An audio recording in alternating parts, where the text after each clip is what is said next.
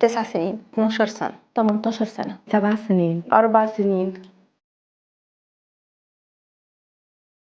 الأمومة ما خسرتنيش أي حاجة، لا الأمومة كسبتني. بالعكس الأمومة ضافت لي حاجات كتير قوي في شخصيتي. هدوئي النفسي والفراغ اللي انا كنت فيه. ما ينفعش أفكر إن أنا خسرت، لأن أنا كسبت قدام حاجات تانية، لأن أنا اخترت إن أنا أكون أم.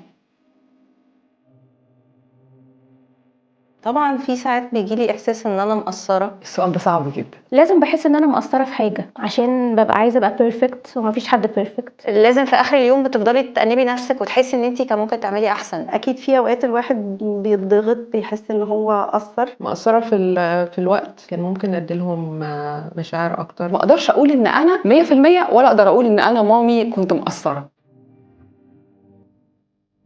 ابقى ام لما اكون مستعده اكون ام، مش عشان اي حد تاني محتاج يشوف ولاد او يخليني ام. لا، ما ندمتش على أي حاجة حصلت لي استفدت منها بعد كده. ساعات كنت بتنازل زيادة أو باجي على نفسي في حاجات. كنت بجلد نفسي لو أنا اديت لنفسي الحق إن أنا أعمل حاجة أنا بحبها على حساب ولادي.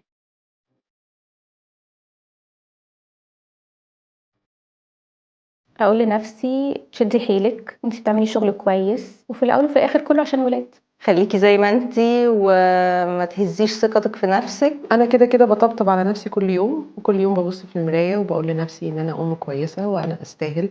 هقول لها انتي بتحاولي وبتتعلمي، هوني على نفسك شويه. في اوقات لينا حق على نفسنا، نقدر نفصل عشان نقدر نرجع لهم تاني. هطبطب على نفسي واقول لها انتي قدها وهتقدري تكملي الميشن بتاعتك لحد النهايه.